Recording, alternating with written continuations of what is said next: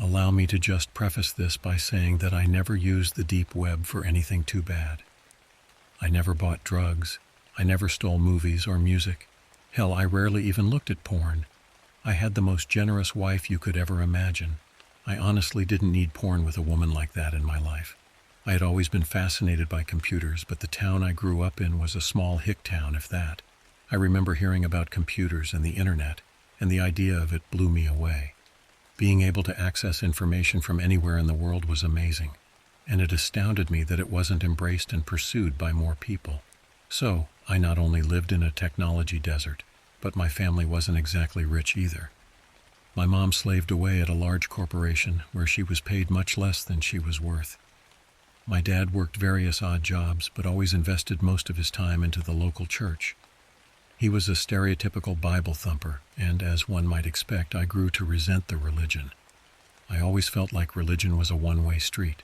They expected me to pray to and serve some deity in the sky, and all those who don't would burn in hell. My interest in history led me to the realization that every religion was similar in that regard, and that for me was enough to dismiss them all. Thankfully, they raised my sister and me to work hard. We both went to college and got decent jobs. She became a nurse and moved to New York. I followed my passion for history and eventually became a world history teacher at a small high school. I married my high school sweetheart shortly after getting my teaching job, and we moved into a more populated suburb not too far from where I grew up. We found a nice house that was close enough to both of our jobs. My wife and I had been saving up money because we were trying to have a child, although it was taking longer than we thought. After about a year of trying, we saw a doctor. He said that we were both able and healthy, but it would take some more time.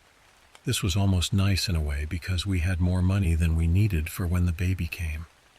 I decided to take a few $100s and get that computer I'd been dreaming about for years. I was so excited when my wife agreed that I should. We couldn't raise a kid in this day and age without a computer after all, right? Well, I put it in our home office, and I quickly became enamored with the thing. I can honestly say that my life would have been so much better if I'd had one of these growing up. I could literally learn anything in the world I wanted.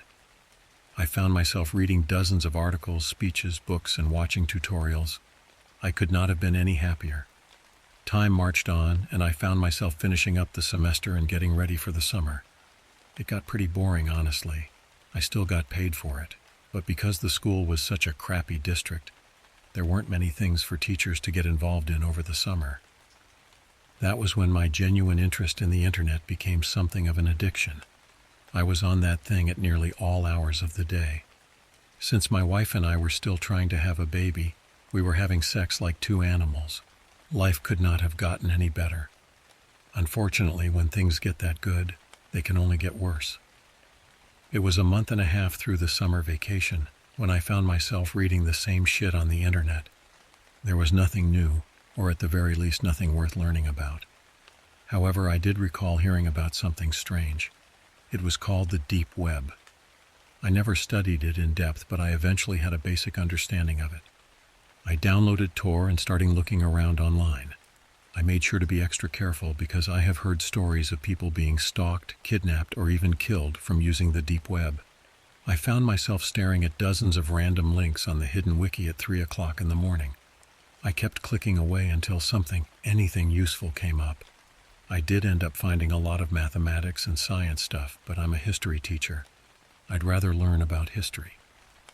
A few more hours of searching and I found something that at least remotely piqued my interest. It was a conspiracy theory page. Now, I don't consider myself to be anything of a conspiracy theorist, nor am I the least bit paranoid about things like the Illuminati. But these were some of the most solid arguments for foul play from the government I had ever seen. There were classified documents, in-depth research, and an overwhelming amount of evidence for almost every theory I saw. Don't get me wrong, there were a few that seemed a bit far-fetched, but the vast majority of them made some damn good arguments. Eventually, I couldn't hold my eyes open any longer and had to go to bed. I powered down my computer and, as quiet as a mouse, crawled into bed with my tender, loving wife. I felt a bit of a void between us, though. She never had the lust for knowledge like I did. and if I were to ever tell her about the crazy and interesting things I read online, she'd playfully tease me that she was falling asleep or something to that effect. The next day, I was right back on the deep web looking for new things to widen my worldview. Nearly an hour had gone by, and all I had found was a bunch of broken links. I was about to sign off when a box appeared in the corner of my screen with a link in it. Being as naive as I was, I clicked on it. I was absolutely mortified at what I saw next. At first glance, I thought the abomination on my computer screen was some kind of a torture video. No, I was dead wrong. A toddler whimpered as he sat there gagged and bound. Covered in blood and piss, he begged the man in frame to stop, but to no avail. A deranged man in a Guy Fawkes mask stared at the camera as he thrust his body to and fro. A few seconds went by when the man finished, and he got up to do a strange dance. If there was a cross between a football player's victory dance and a circus clown's opening act, the resulting atrocity might resemble the strange act the man performed over that poor child. To my horror, I realized it was a live feed hooked up to a webcam with a live chat box on the side. It took a few minutes for the shocking realization to fully wash over me. After I'd collected myself, I foolishly started to read what was in the live chat box. The most horrid and disgusting things you can imagine were being requested. I had a hard time believing that real people were behind a keyboard somewhere in the world typing these things. I really don't want to go into too much detail about what they were saying. It suddenly dawned on me that I could just close this shit and be over with it. I jolted the mouse and clicked to X out the page, but nothing happened. I felt my stomach drop. What the hell is going on? I kept asking myself. I'd never heard of anything like this happening. I was about to manually reboot my computer when the man from the video stream called out my full name. "Leaving so soon, Mr. Edwards? Off to teach another history lesson at that little shithole you call a high school?" he asked in a rough, distorted tone. I had no idea what to do. I clicked every button on the computer, keyboard, and mouse. No matter what I did, there was no reaction. I heard him start reading off my credit card information, and I'd had enough. I unplugged my computer from the back and powered it down. It was a relief to have finally left that nightmare of a web page. I was in awe at the speed he was able to get my personal information. I changed my credit card number and any other information I could.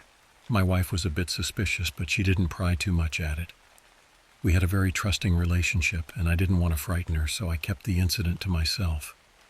A few days went by, and I didn't even go into my office. I left my computer in there unplugged, admittedly scared to turn that damn thing on ever again. I knew I'd have to eventually face my fear, so I entered the office.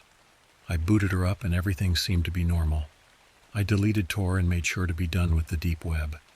I casually loaded up Google Chrome, and everything seemed to be perfectly fine. Nothing seemed to come to fruition from my little mishap, and decided I was going to be safe after all. Oh, how wrong I was. About 5 months later, my wife's sister ended up moving in. She really was such a pleasant woman, and we did have extra space, so we decided to allow her to stay with us. It was just a few weeks later that my wife and I got the good news. She was pregnant.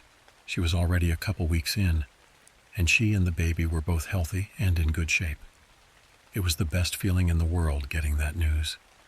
I had gotten back into the swing of things with my job and occasionally reading some decent articles on the internet. It wasn't long before we were days away from the birth of our daughter. I had completely forgotten about the events that had transpired the night I decided to use the deep web. It was a typical Sunday afternoon. I sat on my back porch drinking some cold, sweet tea and listening to the hum of nature. Natural life can be so beautiful. Alone I sat in a serene peace, seemingly impenetrable from the vile world that lay outside the boundaries of my own little haven. That was when I heard a crash and screaming coming from my house. Immediately I thought it was my sister-in-law watching TV too loud, which she had a tendency to do. But then I heard my wife sobbing uncontrollably. Panic sunk into my heart, and I dashed into the house. I entered the large living room just in time to see a large masked man slit my wife's throat. I screamed at him, but he didn't even acknowledge my existence. I was screaming uncontrollably and ran toward him with intent to kill. I smashed a glass lamp over his head, but he didn't even flinch. I was questioning if he even felt it or not. He turned around and grabbed me by my throat. He lifted me up off the ground and brought my face close to his. "You thought I forgot about you, boy?" I instantly recognized him as the man from that deep web live stream I saw all those months ago. That was the last thing I remember before waking up. I awoke to see my sister-in-law's mangled corpse on the floor. It looked like she'd been cut in fucking half. To my horror, I saw my beloved wife's body there, drenched in blood. I sobbed uncontrollably for some time. I'm still not sure how much time passed while I knelt there and sobbed. Time may very well have stood still for all I knew or cared. But after I composed myself, I noticed something strange about my wife's corpse. Her stomach was not nearly as large as I had remembered it to be. I crawled over to analyze her body further. The wicked idea danced across my imagination. I pushed her on her side and my hunch turned out to be true. That sick bastard had cut my child out of my wife and had taken it. It was certainly far long enough to have been born at this point. What the fuck was I going to do? I called the police, and the operator's apparent apathy toward the situation did nothing but anger me. 911, what's the emergency? The operator said in an uninterested tone. Someone killed my family, and I think they took my daughter. I frantically let out in a single breath. I continued to tell them my address. We'll have someone over there as soon as we can. The way she said that frustrated me. Here I am, sitting in a puddle of my family's blood. My life's been drastically changed forever, and she makes it seem as if it's just another day at the office. Where's the empathy? Where is the compassion for your fellow human being? After days of investigation and questioning, they were unable to find the killer or my daughter. I told those lazy fucking cops that this man found me and my family because I used the deep web. But because it was so long ago and I couldn't find the website again, they couldn't do anything about it. They called it a random act of heinous violence, and within 2 weeks, the story did make the local news, but nothing more happened than that. I guess it wasn't shocking enough. The whole incident was forgotten and people were worried about the next terrible thing. How could I live with myself after this? My entire family was dead because I was snooping around something I had no business to be partaking in. The following weeks were the worst of my life. I would drink as soon as I got up, and then drink all day. Alcohol was the only escape from this fucked up reality I had to live with. I was a shell of a human, nothing more than a clusterfuck of negative, hideous emotions. Misery became my only companion, but I had no one to be miserable with. I had to live this horrible fate alone. Years had gone by when I looked into the mirror to see the unshaven face I'd come to despise. Every day I thought about where my daughter might be. Maybe they sent her away to live with a nice, loving family across the country. I half-heartedly deluded myself. Deep down, I knew she was most likely raised in some human trafficking ring where she'd be beaten, raped, or even worse, in some hellhole filled with those sick fucks. I slowly made my way to my porch when I saw a familiar vehicle pull into my driveway. I could barely remember who it belonged to. When I saw his face, I instantly recognized him. It was my father. I hadn't seen him in years. "Son, I know you're hurting, but this is no way to live your life. Do you think you can move on?" I looked up at him, grimacing. "Do you think I'd be here doing this if I could move on?" He gave me a rough look and said that I needed to get revenge. He placed a revolver on the table in front of me, gave me a stern nod, and left. I was honestly shocked. This was the most religious man I'd known in my life who argued against the killing of any kind. I didn't know if I could do it, but I started to think of how many people those bastards had done this to. I can't be the only one. So if I were to theoretically go through with this, I'd really be doing the world a service. No, fuck that. I'm avenging my family, and I'm going to save my daughter. Over the next couple of days, I drained my bank account and purchased thousands of dollars in weaponry and ammunition. I quickly realized there was a lot of illegal stuff that would come in real handy. I turned back to the deep web to buy spying equipment, heavy weapons, and explosives. It took about a month to gather enough supplies for my suicide mission. And as I sat in my basement with thousands of rounds of ammunition, pounds of explosives, and almost $20,000 in spying equipment, I knew I was going to wreak havoc on these sons of bitches once and for all. Days went by, and I began to feel lethargic about the whole situation. I hadn't any idea of how I was going to find these people, or even if I could. It was like looking for a needle in a haystack. 2 weeks went by of endless hours on the deep web, looking for the bastard who'd taken my family away from me. I came across something that seemed almost familiar in a way.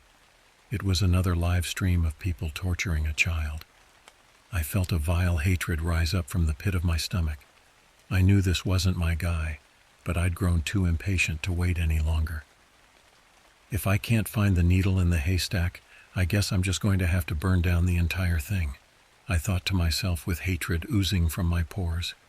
I made use of some of the spying equipment I bought and was able to figure out where these bastards were broadcasting from. An evil grin stretched across my face when I figured out they were right here in my own state. I loaded my car with a machine gun, an AK-47, and C4. I started my drive. This may have been the longest 2 hours of my life. I was so excited to finally kill some of these sick, disgusting people. After almost taking a wrong turn, I found the rusty old barn house the torture porn was being broadcasted from. There were surprisingly only a few people there. A total of 4 men were running this operation. I watched for a while, but they never came out of the barn house. With my AK-47 in hand, I made my way to the entrance. I could see them raping a small boy, no older than 12. He was crying hysterically and covered in blood. They were completely oblivious to me. I aimed my rifle sight down. Admittedly, it took me a minute to actually pull the trigger. Pulling it was much harder than I would have thought, but seeing these sickos violate this defenseless child made me realize these people really were better off dead. I opened fire and screamed, "Fuck you," as loud as my lungs would permit. From what I could tell, at least 2 of them were dead. 1 was shot, but alive, and the 4th noticed quickly enough and got behind a truck. He had a pistol on him and fired back at me. This guy must have been legally blind or something because he missed pretty damn bad. Minutes went by and I slowly crept around to the other side of the building. The one with the gun was screaming at the other one to get up, but he was clearly unable. I got as close to the other gunman as I could in preparation to kill him. I aimed my sight, but I must have made a noise because he heard me. He spun around and shot. The bullet nearly grazed my skull. The gunshot was deafening. I ran toward him, expecting him to have had just fired his last shot. He had. I put a bullet through that motherfucker's head. I stood over his bloodied corpse for a brief minute. I wanted to spit on it, but I didn't want to leave any evidence for the cops, so I resisted the urge. I walked over to the bloodied one I shot earlier. Laughing as I did, I placed my boot on his throat. He kept begging for his life, but there was a better chance of hell freezing over before I spared him. I made sure his last minutes on this earth were as miserable as possible. Glaring down at this sick man, I knew I was doing the right thing. I knew I was ridding the world of scum. "Please don't kill me. This wasn't my idea," he begged. "What did you fucking say? You have the nerve to try and talk your way out of your inevitable death? How dare you?" I pulled my leg back and in one swift motion I kicked his skull in. His gray matter spilled all over the floor. The poor boy was sobbing uncontrollably. I pulled out my prepaid cell phone, dialed 911, and told them of the situation. I told the boy to forget this night, and then turned to walk away. The ride home seemed to drag on for hours. I'd heard so many things about having PTSD after killing people. So many articles online said that after killing someone, you'd almost always feel guilty, even if you know you did the right thing. But the truth was, I didn't feel guilty at all. I felt powerful. More powerful than I'd ever felt in the years leading up to this day. I knew after I saw that babbling pile of shit beg for his life that I was going to kill again. It felt so right to have someone begging for their life, and knowing that you weren't going to grant them their wish made it all the more satisfying. My life continued like that for many months. I'd spend almost all my free time on the deep web, trying to track down anything that could lead me to my daughter, and killing anyone I deemed worthy to die. I was like an over-the-top vigilante or something. Jesus, those were the days.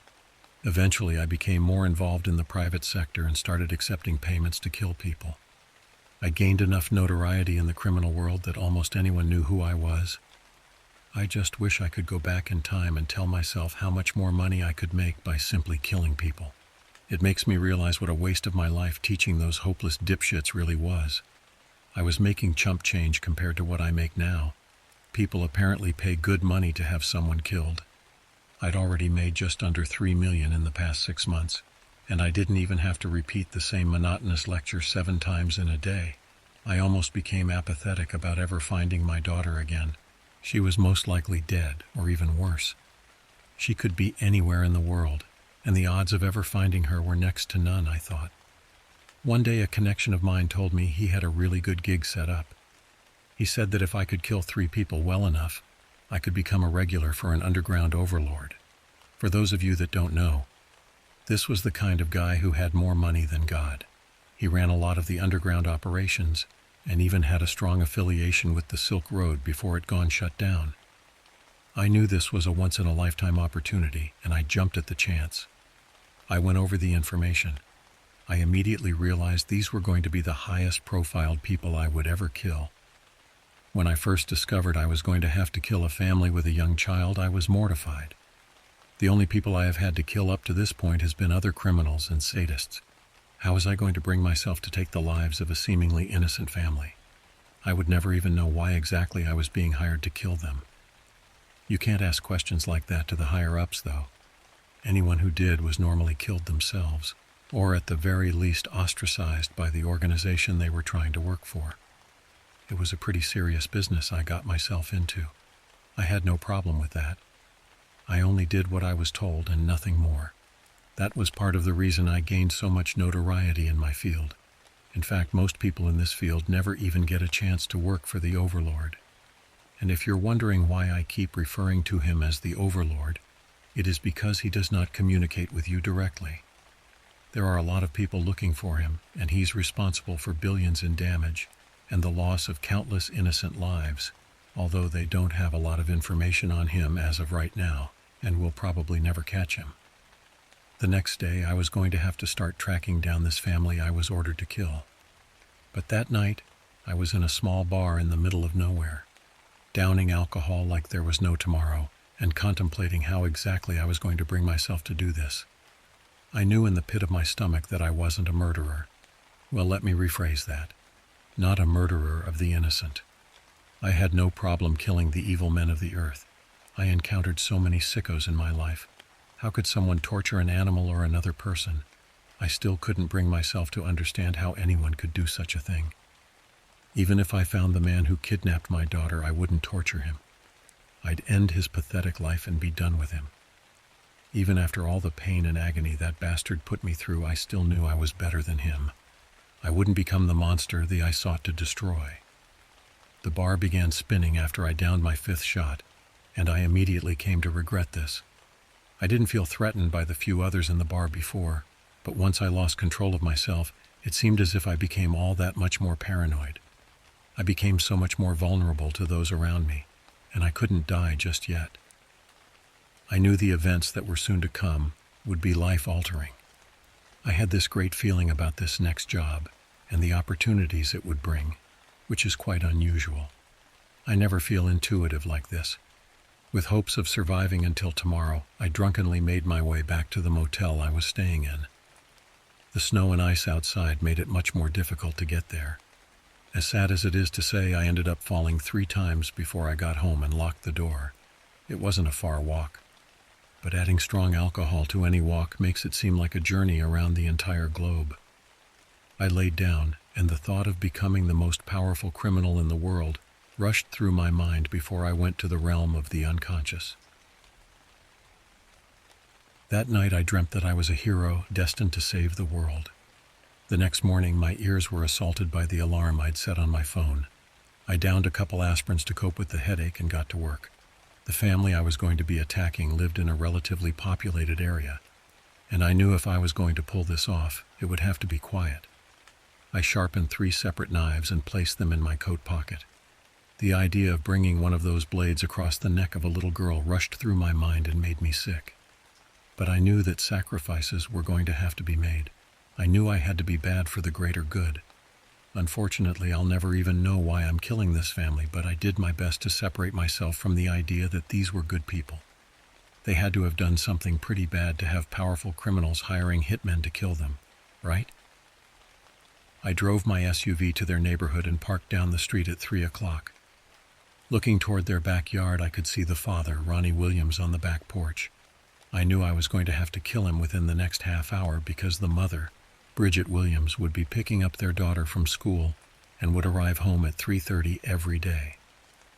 I thought to myself how easy this job was to do, since someone else had done the monotonous task of stalking these people and recording their schedule. I locked my vehicle and started walking toward the house. I knew where they kept their extra key in the front yard garden and made my way into the house from the front. I waited for Ronnie to come back into the house for 10 minutes before I started to become impatient. I was going to need time to hide the body, I thought, and knew I needed to do this fast before Bridget and her daughter got home. I decided to push something over in the kitchen and hid behind the refrigerator as Mr. Williams slowly crept into the house saying hello. I realized how truly inept this guy was by this. I waited until he came close enough and I reached over to slice his throat open. He screamed, much to my dismay. I tackled him and plunged the knife into his neck violently, nearly cutting his fucking head off. Watching the blood drip onto the floor drained me in some way. I sat over the lifeless body of a man who never saw me coming. I collected myself and dragged his body to the basement. My goal was to leave no evidence for the police to find. Making my way up the stairs, I heard the front door opening. I remembered the blood all over the kitchen floor. Shit, I said to myself. I heard the woman and her daughter started screaming at the sight of the gruesome murder. I quickly rushed upstairs. Ma'am, I need you and your daughter to remain calm.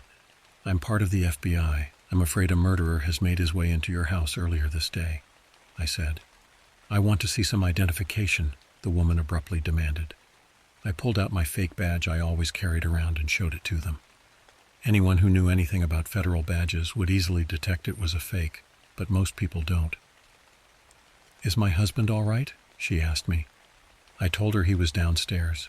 She slowly made her way down the basement stairs and I followed closely behind. When she located her husband, she fell to her knees and began sobbing. That was when I pulled out my knife and slit her throat from behind. She was dead within seconds. Now for the hard part, I thought to myself. I made my way back upstairs to find the little girl. She was nowhere in sight. I frantically looked all over the house, but she was nowhere to be found. I grew increasingly worried. I knew I was being watched by the Overlord, and if he saw this clear display of incompetence, it would hurt any chances I had of working for him. I began walking up the creaky wooden stairs to continue my search. I knew I heard a sound coming from behind the door.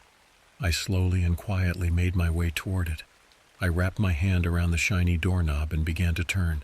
A large German shepherd dog jumped on me, biting my arm. This caught me by surprise. I'd been wondering where that damn dog was. I struggled with the beast on top of me for a few minutes, but it was not long that I had my blade through its skin and its blood soaking the cold wooden floor. After composing myself, I continued my search for the girl. This girl is barely 6 years old, I thought. Where could she have gone? There were enough rooms in this house that this could take a while, but I knew the longer I was here, the worse it was for me. I checked each room in the house thoroughly, but found nothing.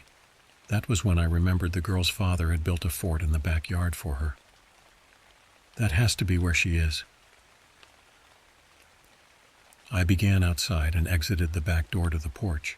I saw that the small makeshift door on the fort was closed and knew I'd find her in there. I walked over and opened the door to the fort.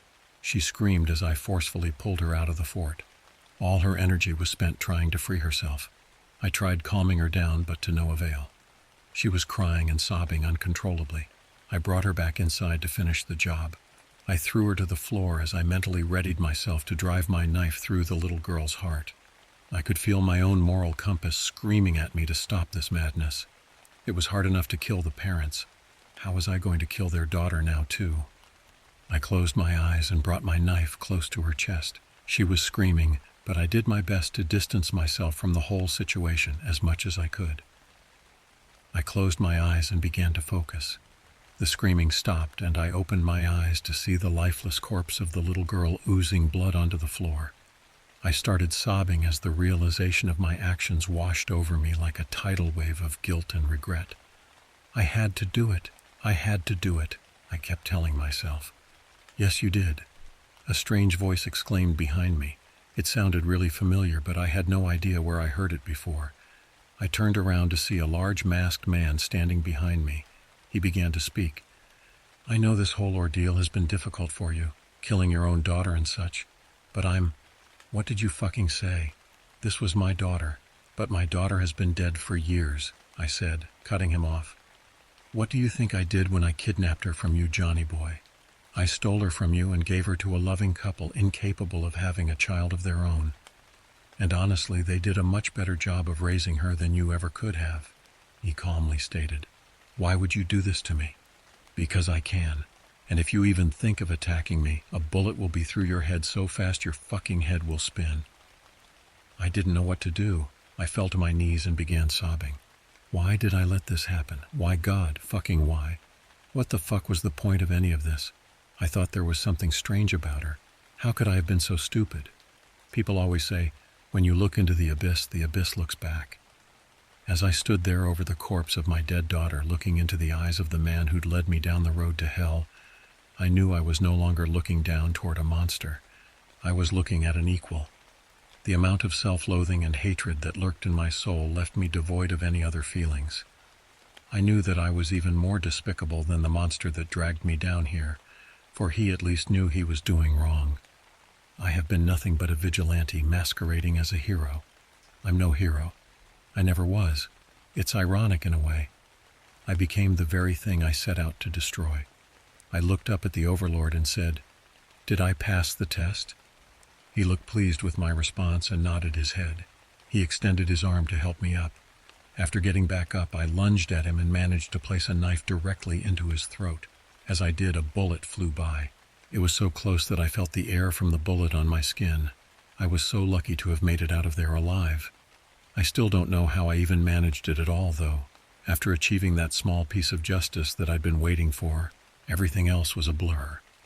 I wrote this as soon as I got home, thinking back on the whole thing. It seems surreal. What a terrible time it has been this last little while. I don't think I want to continue very much longer, though. I miss my family. I miss my unborn daughter. When I'm done writing this, I think I might just join them.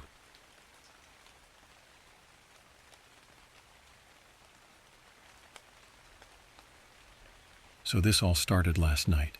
It's one of those today I fucked up kind of moments. One of my friends is into hacking and shit and said he could easily hook up the onion links and whatnot to get me on there. He came over yesterday and set it all up. I'm no whiz at computers, so I can't give you the specifics or shit. Anyways, later that night I start the Tor tool and begin going at it. I find a few forums and began poking around. There was this neat little chill to being on the dark web, like sneaking downstairs to play video games when you were young kind of feeling.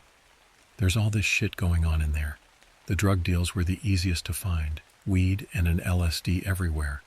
After a while of feeling my way around the dark web, I got into a gang site. I saw they were selling guns and one guy was trying to hire an assassin to kill someone. Honestly, I didn't think the dark web had that stuff. Thought it was all a myth. Yes, the guns were cheap.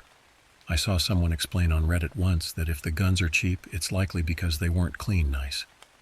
At this point, I'm a few hours into the dark web. I've seen some criminal shit and all that, but nothing you can't find on the strange parts of Reddit. Then all of a sudden I click on this one dude's username. I hadn't tried that yet. Well, that took me to the child porn forum. Really didn't see it coming. The shit I saw on there was, I almost puked. There was that moment when my stomach just sank. It was the kind of shit you'd see on CSI or NCIS, but not censored and right in front of me. I noped out of there after my eye caught a glimpse of the first pic. I figured I'd stay on for a few more minutes and then delete this whole Tor thing. I really didn't want to go back to the dark web. It's like walking through those haunted houses, once and done kind of thing. My heart was racing. I was back on the assassination forum, just frozen in front of my screen. I finally got myself collected and was about to turn Tor off when I looked over at the bottom right of my screen. Someone had sent me a message. The message read, "Listen, you're clearly new here.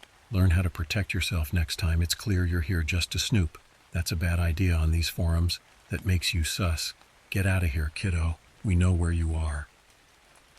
It fucking hit me like a Mack truck. I never rerouted my IP or set up the VPN. I just opened Tor and went at it. I was sweating like a goddamn hog. I called up my friend and told him what happened. He told me to unplug my shit and pray. I mean, I'd been on child porn sites and assassination sites. What the actual fuck was I thinking getting on this site thing, whatever the hell the dark web fucking is? So I unplugged my computer immediately. I also unplugged my router. My phone has 3G, but it'll be fine for one night. But that dude had said he knew where I was. I mean, I was on there for hours. Any one of those guys could have figured it out. The gangs, the assassins, the fucking pedos. I have no idea if anyone knew anything. It was midnight and the stress and sweat made me fucking tired. I wanted to go back on the internet to rub one out and calm myself the fuck down, but 3G is too damn slow for porn. I say fuck it, and I just try and sleep. But for some fucking reason it was the noisiest night in existence. Not that it was actually noisy, but my ears heard everything. I could barely sleep. I have this old door at the front of my house that opens with the slightest wind. Here I am up at 2 a.m, just beginning to drift to sleep, and then slam. The door opens and closes as loud as it can. I jolt up thinking it's them. I don't know which them, the police, the assassins, or the fucking Holy Spirit. I build up the courage to look out the window, and it's just the door. I hate you, you fucking door. But I was actually quite happy it was just the fucking door. Every time that damn door does that, my brain goes from its rational self to believing in monsters in the closet all over again. It's funny the way the brain works. So cocky and sure of itself until fear tells it who is boss, and then the brain will believe anything. Well, now I'm really awake and the door keeps opening and closing, so I go and make a small sandwich.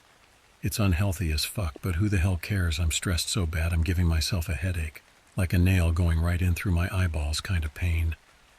I go into the kitchen to get the peanut butter and I hear the rustling of leaves. I freak out again. I'm already on the edge, you know. I take a breath and think like a human for a second and look at my dog. Dogs are the best for exactly this kind of shit. She's sound asleep, knowing well it was just a branch that fell in the wind. Her calmness and snoring reminds me to go the fuck to sleep. I finish the sandwich and finally get some shut-eye. I woke up this morning feeling pretty good. A good sleep is great for forgetting all the stupid shit you do. The sun was that nice golden color, and the trees were particularly green. Astrid was barking up a storm and needed to go out. I let her out and she whizzes, reminding me that I need to piss too. I get all my shit together for breakfast and I'm cleaning up the mess I made with that PB&J last night when I look out the window and see a cop car on the other side of the street. Not the normal cop car, the undercover one. That's it. They must have found me out, they know. Why the hell else would they be there? I couldn't see the cop. The windows were tinted. I was sure as hell that was an undercover cop. I've seen plenty of them. I decided there's nothing much else to do but eat breakfast and go to work, and just hope that cop is here for someone else. In the time it takes me to get ready in the morning, I figured, for some reason, the cop would be done investigating. I hoped it was the new family across the street. It seems they may be hosting a brothel, cars coming and going at all times of the night. I open the front door and the cop car is right where it was. I try not to look at it. I don't want to stir up any suspicion, you know. I walk by it trying to act all normal. I turn the corner, go up half a block, and look quickly behind me. The cop car is still there. I go up a few more blocks. The cop car still hasn't moved. Finally, after what felt like a 2-hour-long walk, I make it to the train station. I was basically drenched in sweat. Wasn't even that hot of a day. I'm on the train and my friend texts me a site. He says, if your email is compromised, it'll tell you. I click on it and put in my email address. It doesn't ask for anything more, so I figure it's likely safe. You can also find it via Google, so I'm not paranoid and use it. It says, oh no, Piawand. My head is racing at this point and I mutter under my breath. What the fuck does Piyund mean? At this point, I'm in no fucking mood to figure shit out. I Google it. Apparently it means they know my email password. Oh great, oh fan-fucking-tastic. I immediately try and change my password, but of course the internet connection on the train is so shitty I can't change it. I get to work and the first thing I do is go on my laptop and change my password. Great, that's taken care of. Temporary relief. I feel better in knowing that I was compromised and fixed it before anyone did anything. I'm not sure what else they might know, so I'm probably going to need a new credit card. That reminds me I cashed checks yesterday afternoon. I wanted to check they went through. I opened the app all-la-dee-da-ah, and the checks were cashed, but $200 went to Amazon.com about 30 minutes ago. I didn't fucking buy anything from Amazon while I was commuting. What the fuck? I raced to my Gmail right when one of my bosses comes over for small talk. In my head, I'm like, "Not now, dumbass, I don't have time to kiss your ass today." Finally, dumbass leaves and I open my Gmail and, yep, there's an email from Amazon. I open it, hoping my card got compromised for something stupid. Tell me this, why the hell would someone buy $200 of a shovel and K-bar knife, paracord, canned food, and baby diapers? Yeah, baby diapers. The rest of it looks like an average Joe wanted to go hiking, except for the shovel and baby diapers. Well, now I feel like I'm drowning, like air cannot get to my lungs. There's no blood, I've gone fucking cold. My brain feels like it's swelling and repeating the same line over and over again. What do I do now? So then I go and check the address. Maybe pedo guy changed it. Nope, it's my address. I call my dumbass boss on the phone. "Oh, hi Jack, I don't need the scans right now." "No, Mr. Smith, I'm sick like a dog. I think I need to go home." He comes over to check on me and personally see me out. He says to get better. He's genuinely a nice guy, but goddamn stupid. I then proceed to race home like lightning. I get home at about 3 p.m., the cop car is gone, there are no packages on my front doorstep, and I can hear Astrid barking. All seems to be okay as of now. Thank God, I feel genuine relief. For some reason I thought maybe the package was going to be delivered today, and that they were going to kill Astrid. Inside seems fine, nothing out of the ordinary until I get to my computer room. Then I notice the window is wide open, but the screen is down. Now, here's the thing, even if I can't recall if I left the window open, I know for sure the screen was up. It's been like that for a while. Yet again, temporary relief is cut off by a feeling of dread. I sit on my porch, no internet, no phone, scared out of my mind, watching the sunset and just listening. I live in the suburbs of a major city. There are lots of noises, but the ear is damn good in knowing what to hear when you need it to, or at least I hope it is. I watch the sunset, all its brilliant colors, the yellows change to reds dancing on the clouds, to be overcome by a deep purple, and then night falls, and just the street lamps give light. My house is on the corner, and the street lamp is blocked by a tree, so it doesn't help as much as you'd think. I go get Astrid to go outside one more time before bed, and as I'm inside I hear a bang. It clearly sounded like it was from the garage. Astrid starts barking something fierce. She's a husky, and I've never heard her bark like this before. My gut tells me it's something bad. Always listen to your damn gut, my dad always said. So I go back inside and I'm asking all you computer whiz people for help. Have any of you made this kind of mistake? What the fuck do? I honestly can't even describe this feeling. I'm just fucking scared, guys. My friend fucking abandoned me and told me not to contact him, like fuck him. I have my flashlight with me and I'm about to go out and check the bang. Wish me luck. Okay guys, sorry I haven't updated this. It's been some crazy few days. The 3G internet takes a while to post, so I have to choose wisely when I post. Alright, let's start with what happened last night. So I go outside with the flashlight, and Astrid and I hear rustling in the leaves. Astrid is on edge at this point, so she is barking at it wildly. I likely woke my neighborhood up, don't really care at this point. I get into the garage and thankfully no one is there. Part of me wondered if those horror movie things were true and someone would just be standing in my garage or some shit. Then I realized the blood on the floor. Little droplets and splashes led a path to a broken chair. The leg was snapped and there was a good deal of blood on the chair. I sent some pictures with the post. Hope it sends with this 3G bullshit. Astrid was smelling the blood. Good girl, perhaps she can smell the guy and then we can catch him or something along those lines. But nothing. She lifted her nose into the air and just did nothing. Great, my husky is as perceptive as a bunny rabbit. My heart was racing so fucking hard I actually had to take a breather. I just looked away from it all for 1 second, but my mind wouldn't stop racing. Even when I tried to calm down, it immediately went to the thought of how everything changed in 24 hours. Life takes unexpected turns, I knew that. But this At this point, I figured the police would understand I had an intruder. It was time to call the cops. I never did anything with ill intentions, and now I was scared someone was trying to kill me. I kept Astrid close by. My ears were going wild. At one point, a leaf fell and my neck swung around to watch a fucking leaf fall. I texted my friend to question him about the legality of going on the dark web, just to be sure. Of course he is, till not fucking responding. At this point, I call 911 anyway and explain to them that I've had an intruder and that there is blood and so forth. The police come and I'm super fucking anxious, but I don't see how this could lead to questions about the dark web thing, so I just keep telling that to myself in my head. I swear to fucking God, I knew I couldn't slip that out. Well, they come and see the blood and the cop is like, shitty intruder. I mean, I guess he was right, but still an intruder. Then his partner calls us over, and guess what he fucking found? A lens cap for like a camera or something. It wasn't in the garage, it was just outside my house in the bushes. The one cop looks at me and is like, you got a spy on your hands. Like, holy shit, what?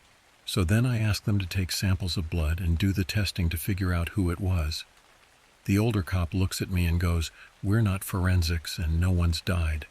I muttered under my breath, yet. The coppers then leave, having done nothing but point out the lens cap and tell me there's nothing they can do.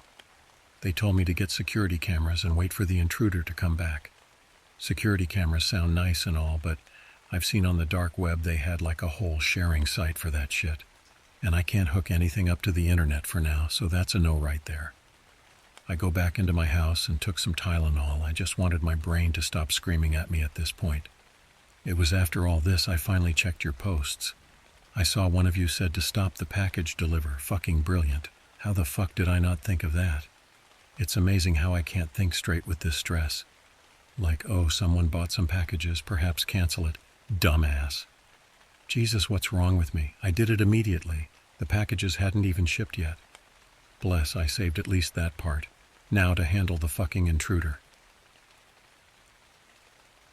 To make sure the dumbass door didn't scare the shit out of me tonight, I got a rubber band and tied it to the handle. Fuck you, stupid door, you ain't opening tonight. Tylenol wasn't doing shit, so I took some Advil, the nighttime one. I had no beer, so this is all I had. I finally fell asleep and made sure Astrid was right near me, just in case she smelled or heard anything. I woke up yesterday morning contemplating if I should go to work. I think one of you said to just take a sick day. That makes sense. The boss knew I didn't feel well yesterday, so he'd be inclined to believe me. I called him up and told him I got food poisoning and couldn't come in. His response was, "Don't worry, Jack, get better." My name isn't even Jack. Jesus, how is he the boss? Well, anyways, now I was off.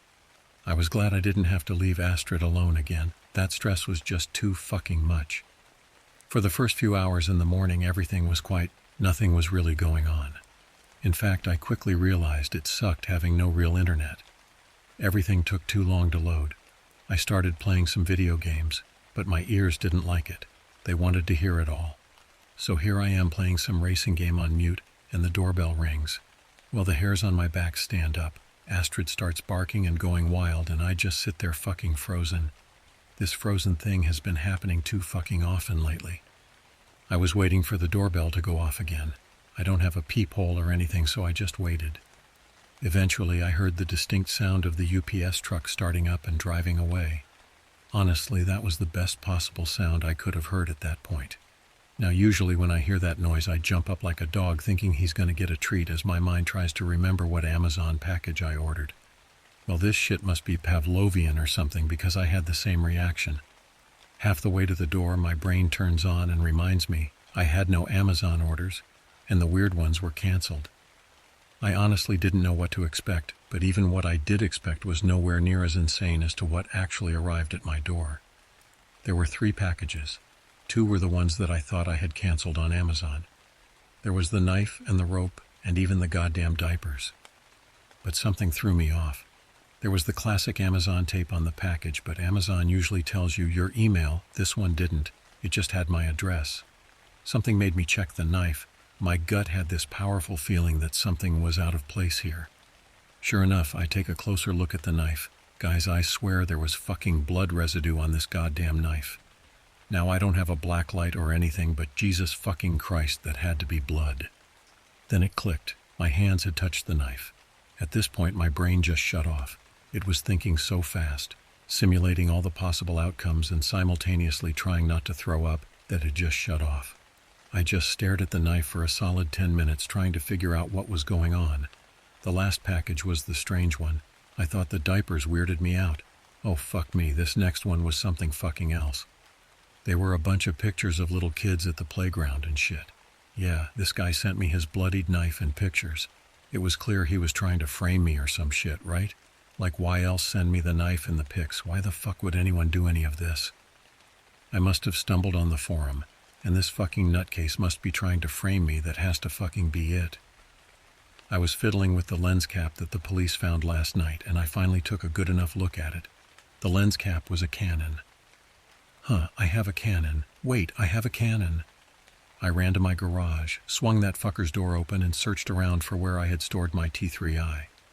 I don't photograph shit often. It was a gift from my great aunt or something. I kept it in its box right on the ledge above this old dresser. The box was there, but I had to check if the camera was there. For a few seconds I couldn't do it. I really didn't want to know the answer because I already did. But I was wrong. The camera was there. I sat down to have a minute to think. So he didn't take my camera and was spying on me? It just didn't make too much sense. How would him spying on me help him frame me? Now mind you, I am absolute shit at chess and strategy things, so it's not like I was even sure this would be the moves he'd make. I honestly had no idea what a goddamn pedophile would be thinking. How the fuck would I? So then the next test was to see if the lens cap fit. It didn't even occur to me before that my camera was missing its cap. I mindlessly put it back on. It took a few seconds too long for the wires in my brain to piece that one together. So I was right. He did take the camera. I guess right. Jesus fuck, this dude was at my house twice, and Astrid didn't even notice. The camera turns on just fine, and there is an SD card in it. So I go to check the SD card, and it's empty. I was confused out of my mind at this point. So I start talking to my dog. Yeah, it's always a good sign when you start legitimately talking to your dog. It wasn't cutesy talk. I was legit trying to ask her for help. God help me. So I did take this one photography class years ago in college for an easy A that wasn't an easy A kind of thing. I do remember my teacher saying something how every camera has a few distinct pixels like a fingerprint. So I go over to the pics of these kids and I find where the dead pixels are. I find 10 dead pixels. I flip my camera on and take a shot of my garage. It was too dark, so I took a shot of my house. Lo and behold, the same goddamn 10 pixels. I didn't think my heart cold race any faster than that time I downed 3 Red Bulls. I was wrong. Then it fucking hit me. I just took pictures of my house and my garage with the same camera that took pictures of these kids. I am so fucking stupid. I mean, how didn't I see that? Why didn't I see that until after? At this point, I just broke down in tears. Astrid was trying to clean them up and whatnot. She's a good girl, you know, really there when I need her. I was lost, guys. I wanted to post to Reddit to ask for help, but I could barely compose myself. I was a fucking wreck. I took a deep breath. I can't make any more mistakes. I also slapped myself a few times. My brain needed to fucking work after this. I seriously cannot afford any other mistakes. Whatever is happening, and I need to make it out of this alive and not in prison. I'm sure you guys have realized by this point my brain is not always there for me when I need it. Should I call the police or not? I really sat there and thought about this question for a good hour or so. If I do call the police, will the result be as I expect it? You know, like what are they going to do? Think I am being honest about all of this? I mean, I did call the police last night, so I guess they have a record. But that camera cap was my camera. What if that blood isn't even the guy's blood? What if that's part of the setup too? The police would be more inclined to think I'm lying about all of this. But I don't have a dungeon or a basement or anything like those serial killers and shit have. So I guess I have that going for me. Wait, no, I don't.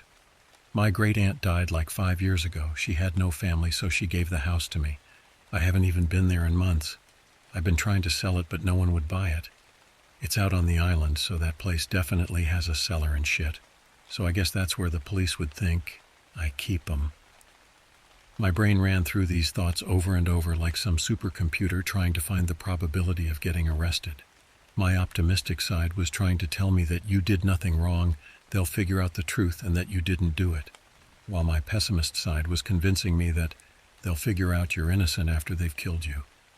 In the end, I decided that it wasn't a good idea to call the police. Maybe it was just paranoia, but I could not take the chance of being framed for all of this. So what's next? I guess I have to get rid of the evidence, right? So I got a backpack ready, and I was going to go out in the forests upstate and just bury this shit somewhere. I would also have to clean the blood, even though the police have it on record that it was there. So I have everything ready and I clean up the blood. I get back inside and I see a cop car down the block. It's just sitting there, but I knew. He must have given them a tip as well. Great, just fucking great.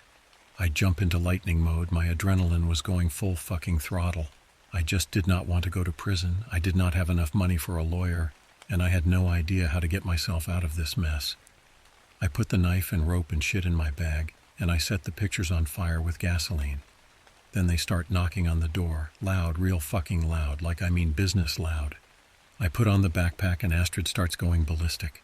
I start sweating more and more every second, I tell you. I really could not fathom what was going on.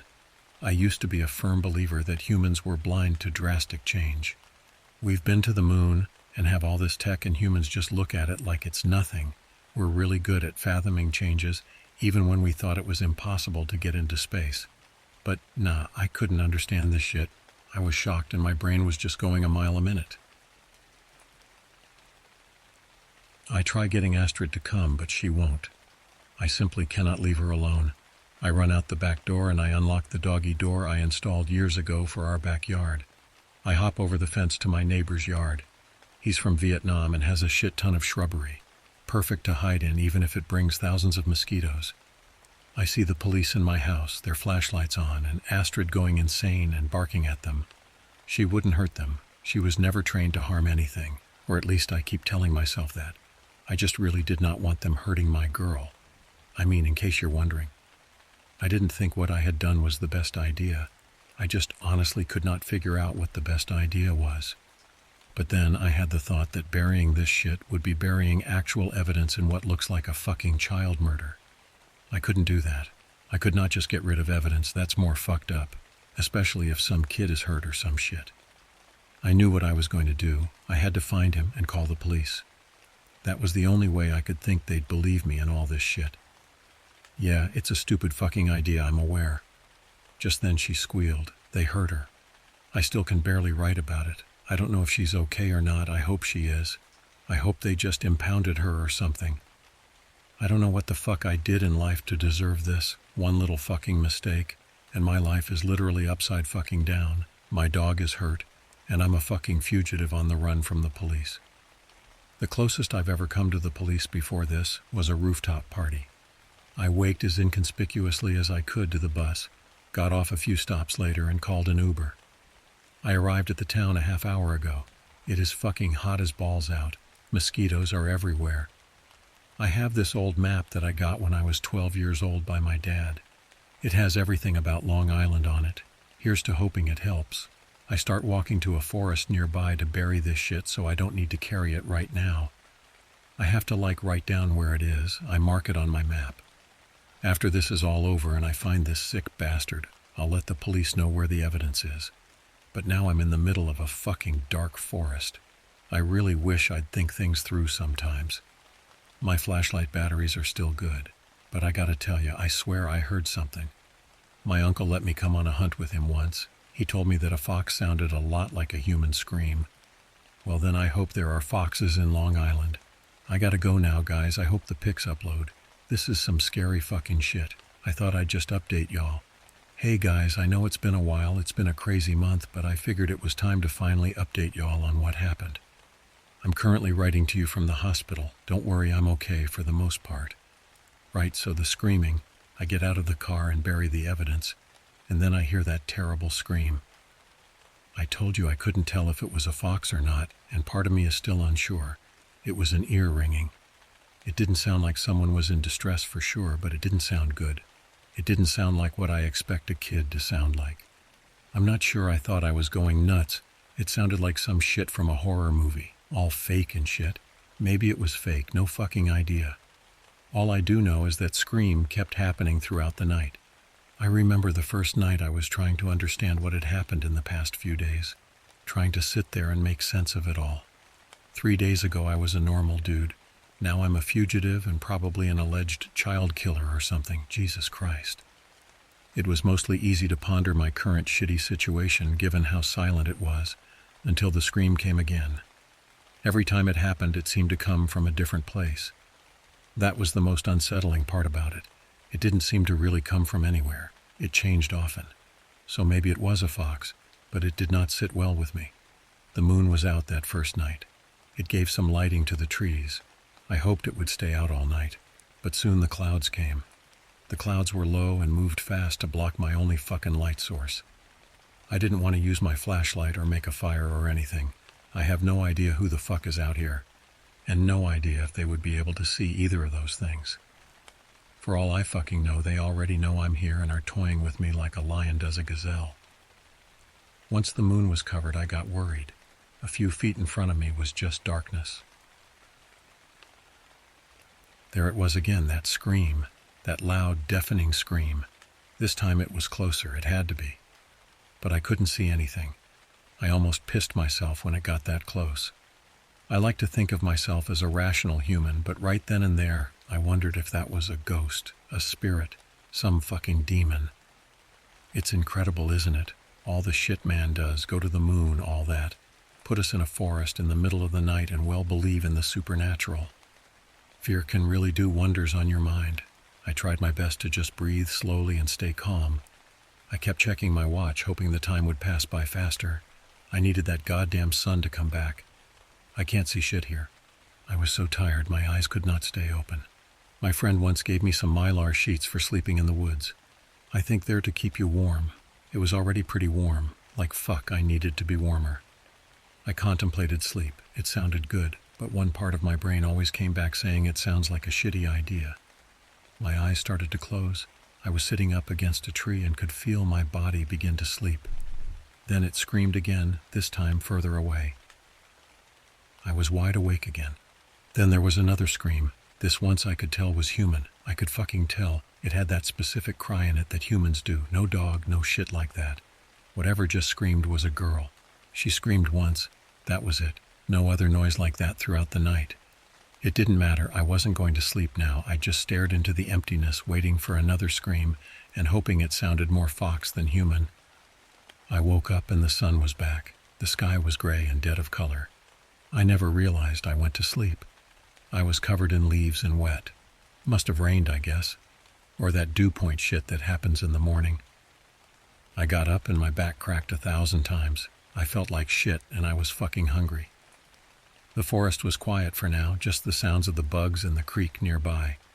It was nice to not hear that screaming for a little while. I got up and was covered in bugs. A centipede raced away from under my shirt. I almost vomited. This is why I never go camping. I needed to get a move on, though. I was wasting time taking in the morning. I needed to go catch some fish for breakfast, and then I guess find this psycho. There was still something odd about the forest, even without the screaming. It just felt dead, like gray all around. Even though it was the middle of summer, this forest felt dead. I mean, the leaves were green, but I don't know, they didn't feel like it. I kept walking to where I heard water from. You know that old adage of looking up while you walk. My dad used to yell at me all the time to look up so you can watch where you're walking. That shit only works for sidewalks in the city where the only obstacle is gum. Suddenly I tripped and fell on my face. I made a big fucking noise doing it too, so I got plenty worried. I was already sweating fucking balls somehow, if you could imagine. I was sweating more than balls. I looked down on what I had tripped on. It was a fucking snare. I untied it and scrambled away. That is fucking horrifying. I got fucking trapped. Who the fuck does that? I thought maybe I'm close to where the killer is. Then I hoped not, since I had made so much noise. But then I looked closer at the snare. That shit wasn't a snare. It was tied to a tree branch. I looked up and could see exactly where the branch had snapped. It wasn't a snare, that shit was a noose. I looked at it more closely. Sure enough, there was blood on one half of the ring. I just stared at it. Where the fuck was I? What was I doing? I am looking at a noose. A small noose, mind you, not one you'd use for an adult. It just fit my ankle. Jesus fucking Christ, I honestly still don't know how to describe it. The moment was surreal. The noose just sat there, not going away. It was real. It was really fucking there. I touched it to make sure. I got chills down my spine when I did. Finally, after what felt like hours of looking at the noose, I stood up and started walking again. I had forgotten about my map. Fuck, what did I do with my map? I checked my pockets and it wasn't there. It must have fallen out while I was sleeping. Fuck me, goddammit, now I'm lost in this fucking woods with no navigational skills. I just used my ears and listened for the creek. I kept following the noise and kept not finding the creek. A few times I swore I had just seen the same tree. Then I remembered that thing from elementary school about using the sun. I tried that. It at least helped make sure I was going straight when I thought I was. I had no idea how long I was walking for. I kept hearing the creek but could not get to it. Is there something like a mirage for your ears? Maybe it's just the sound of the forest. I have no clue what the fuck a forest really sounds like. I'm from the city. I turned around to see if the noise changed. Sure enough, it did. Well, I guess it's not the sound of the forest. In the middle of my little test, I heard an engine. It sounded like a diesel engine on an ATV or something. I found the nearest bush and trees and ducked into them. The noise was actually very far away. It was very faint once I paid attention to it. I must have been the adrenaline that made it seem so close, I don't know. I listened, and all of a sudden the motor was gone, back to the forest and creek sounds again.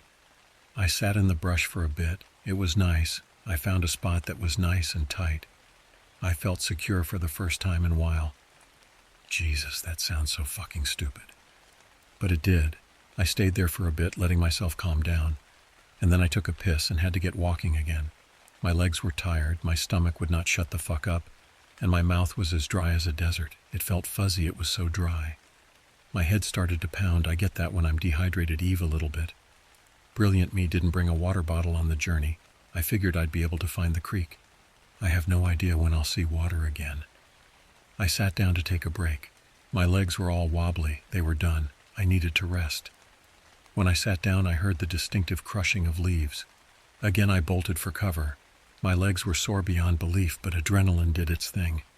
I was hiding now and just listened. Crunch, crunch, crunch, and then whatever it was ran away. It could have been a deer, I guess. How do you tell the difference between 2 legs and 4 just by ear? I looked at my legs. They were shaking. It must have been 100 degrees out today. It's been an insane summer. Seriously, I hate this heat. I lied down and just relaxed finally. My legs were very happy with that plan. I was ready for a snooze. Then I remembered why I was here. This isn't a fucking hike in the woods. I'm trying to find this fucker so I don't go to jail. A few hours starving and thirsty, and I forgot I'm a fugitive. I try getting back up, but my legs are fed up. I need to take the nap. I roll my head all the way back, but instead of seeing more forest, there's a cave. A little hollow cave. Something I imagined bears would sleep in or something like that. The cave was a little below the ground, like there was a duvet that led to it. I stood up slowly as my legs still hurt, and tried to see if there was anything in there. It is summer, so I don't expect any bears, right? I'm not really sure how bears work. But then what was in there somehow was worse than a bear, and more unbelievable than that noose. There were 2 dead bodies in the cave, old and decomposed. They were covered in muck and leaves. I went into the cave to look at them better. They were small skeletons about half my size. I remember when I saw King Tut's mummified body. They looked to be about the same size as him. Their eyes were gone. They were just skeletons. They were chained to the wall. The chain was rusted and broken. There was even a pile of shit behind them. I kid you fucking not, these poor kids slept with their shit. This guy is way worse than I thought. I thought it was child porn. No, this dude is fucking beyond insanity. I'm in his forest too. I'm here. Those screams could not have been a fox. Look at this. Those screams had to be human. But were they real like the noose? I mean, I wouldn't touch the children. I couldn't. I was sure they were there. I'll level with you. I've never really seen a dead body before, not like this. I've been to funerals, of course. I've seen my grandma lay there and stuff. But with the whole embalming thing, she looked more like a wax figure of the grandma I knew, and not a dead body. In funeral homes, there's no smell. The skin is plastic and it looks fake. But here, no, it was very real. Bits of flesh were hanging off one kid's eye. I think the difference was that nature was doing its work and decomposing the bodies. That's really death. Decomposition. I heard some leaves crunching at the mouth of the cave. I'll tell you, these past few days have been an endless crescendo of fear. I used to be scared of snakes. Now I don't know what I can tolerate. One second I'm looking at two murdered, decomposed bodies and not crying hysterically like I would have imagined. The next, I'm freaking out and ready to piss my pants at the sound of fucking leaves. The sound fades away. I was really scared then that someone was going to enter the cave. What would I have done? I finally left the cave and again walked toward the sound of the creek. Finally, I found the fucking thing. It wasn't even that large, not sure how I heard it from so far away. My stomach was roaring up a storm and my mouth was parched like I ate sand. I took my hands and began gulping the water. It was fairly clean water for the wild, see-through and all. There were some fish in the creek too. I have no nets and no fishing stuff, so that meant good old-fashioned makeshift shit. I took a tree branch and broke it in a way that could be used as a spear. It took me several times breaking the branch for it to have a nice point. I used a rock to really shave it. I was quite proud of myself. I made a spear. So I go over and start poking the fish with it. After a minute of that, I gave up. I probably looked like a fucking dumbass to these fish. Some proud dumbass poking rocks with a stick. I looked back at the stick and the point was gone. Here I am standing in the middle of this creek with my feet soaking wet. And of course the thing decides to sweep me by my feet and throw me around into a rock. So now I'm wet, hurt, and have no fishing spear. So it was at that point that I gave up and realized what level of dumbass I was. I figured if I wasn't going to eat, I should at least drink some more water. After my sorry attempt at fishing, I crossed the creek and just kept heading in that direction. I had no idea where I was going. If I was honest with myself then, I would have just broken down and cried knowing I was lost in this forest out in Long Island. But in the moment something was telling me that I was going in the right direction. For hours all I had seen was an endless sea of trees and grass, with only that cave proving to me that I was in the killer's forest. But finally, I found something else. It was a path. The rest of my walking was done off trail, but here there was a path. It was not a very well-defined one. You had to look to see it. But when you did, you noticed that the trees were cut and the grass was kneaded in a way that showed it must have been a path. So I decided that this must be the killer's path for himself back into the woods, and I followed it. A few feet in, and I noticed tire marks, just like that of an ATV. That must have been what I heard earlier. My stomach had been giving me problems, annoying me about eating. But soon it started to simply hurt. The cramping was intense. It made me buckle over on the side of this path. I had to try not to scream in pain. The pain wasn't that severe. It's just, I am used to screaming for stomach pains. It usually just helps me feel better. I bit down on my shirt to stop the screaming and finally the pain stopped. But I felt the stuff below my stomach move. I knew what that meant. Fuck, I was about to shit liquid. I ran off the trail. I did not want to get caught on it. I flung my pants off just in time for the liquid shit to blast out. My head started to hurt again too, this time even more so. I don't know what the fuck happened, but now I feel like I'm getting sick too. I still don't know how I got sick. After the shit, I began walking back toward the path, but my minor headache got worse and worse. I felt my head with the back of my hand, and sure enough, that fucker was warm, not on fire, but I knew it was going there. I must have not gone in a straight direction. It was hard to know since I couldn't focus on anything for more than 2 seconds. My head was throbbing something fierce. It happened finally. I broke down and started crying. I was in pain, hungry, running away from police in a murderer's forest, and now my senses are fucked and my head doesn't want to work. Fuck me. I was going to die here. My life was in all likelihood over. I tried to throw up, but I haven't eaten anything in about a day now. I heard we can go weeks without eating. I really hope that's fucking true. Because right now it feels like I'm about to die of hunger. Finally, my temperature started rising more. My brain was making no sense of anything. I had no medicine on me, nothing.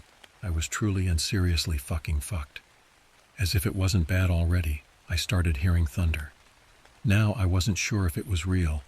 Maybe it was the pounding of my head that sounded like thunder.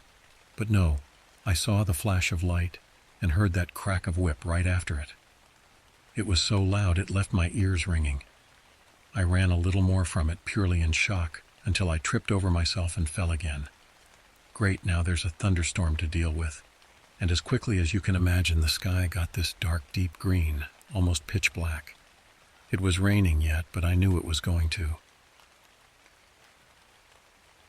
I looked to my left, and in the corner of my eye, behind some bushes, I spotted what looked like a log cabin. I stood up and hobbled over to it. Sure enough, it was there, a real log cabin. It was very small, a one-bedroom thing. The wood was all rotted and the bed was destroyed.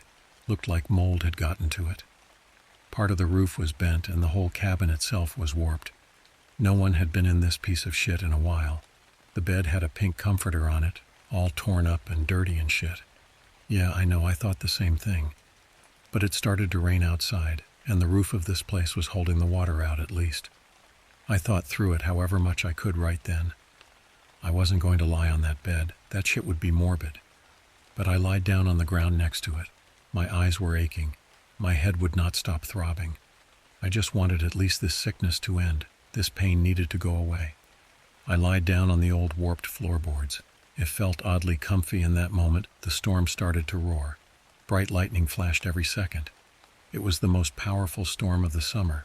The green was really green. I mean, it looked like something you see on the news in Kansas. Out of the window of the cabin, I saw some clouds rotating. No fucking way this thing was not about to form a tornado. That would be the icing on the fucking cake. If that happened, I would have accepted God as my savior and prayed. The clouds quickly fizzled. I guess God didn't want me today. The lightning kept going, and the thunder sounded like a July 4th fireworks display. There was all different sounds to the thunder. Cracks and whips, whooshes, and the elephant stampede sounds. All of them in this one storm. The rain started coming down really heavy now. It was blowing through the window of the cabin, right through it. I was getting soaked no matter what. I'm not sure if I ever fell asleep. I remember all of a sudden the lightning had no noise to it, none at all. It just kept flashing as if in some infinite distance. The light of day started to return. My eyes were still open, but I did feel like I was asleep. I began to hear a voice, a small girl's voice, echoing in the distance. She just kept calling for her mom, but with no loudness or distress, just a soft, quiet, whispering cry, "Mama," as if she was asking a question.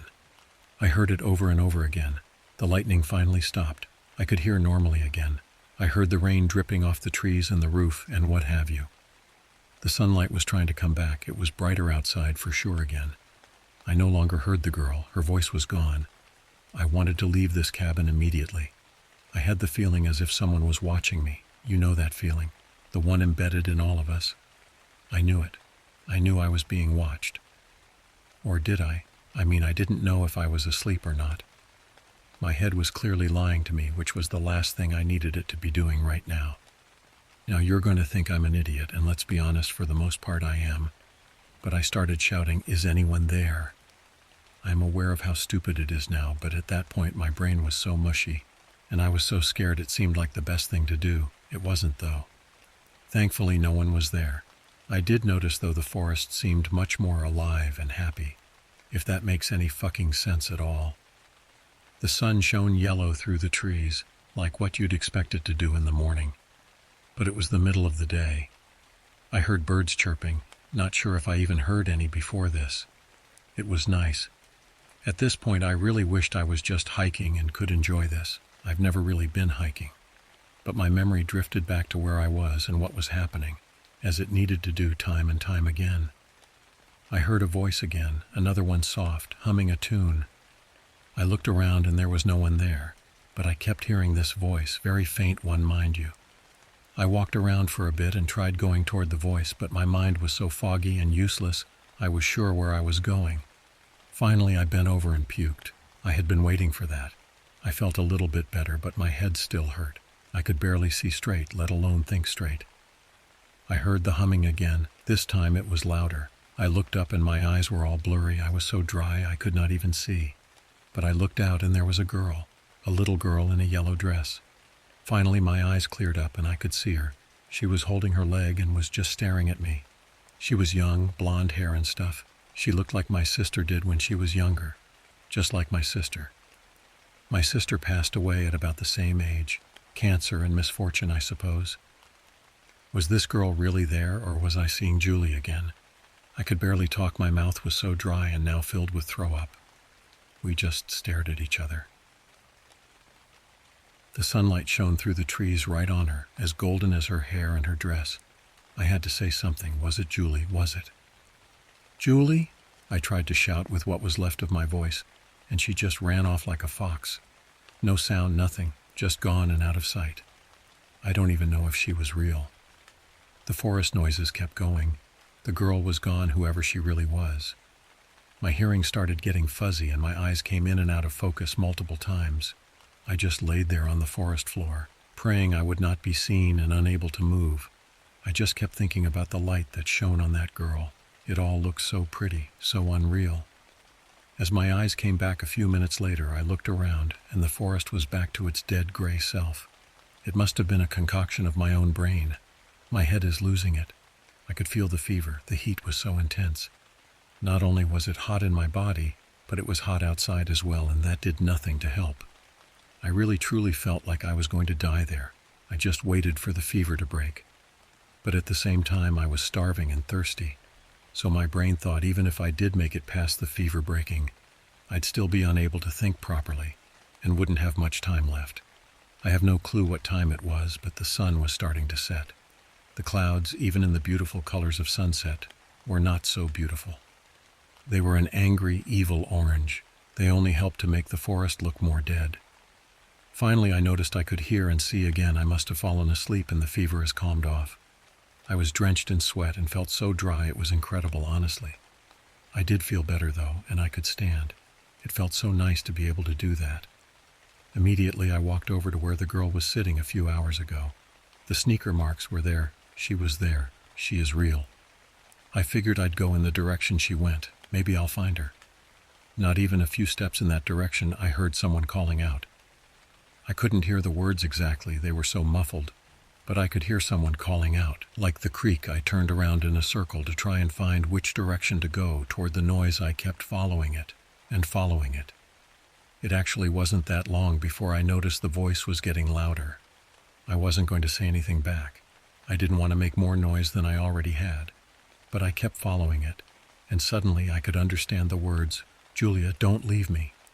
It sounded like another girl. The voice wasn't muffled. It was loud now. I could definitely hear it. "Julia, Julia, is that you? Please be you." I looked down and there was a grate like sewer cap thing. IDK, I'm no expert on sewage. It couldn't fucking be. Please don't be that this voice is coming from below. I whispered, "Anyone there?" The darkness below echoed it. I was sure if anyone was down there, they would hear it.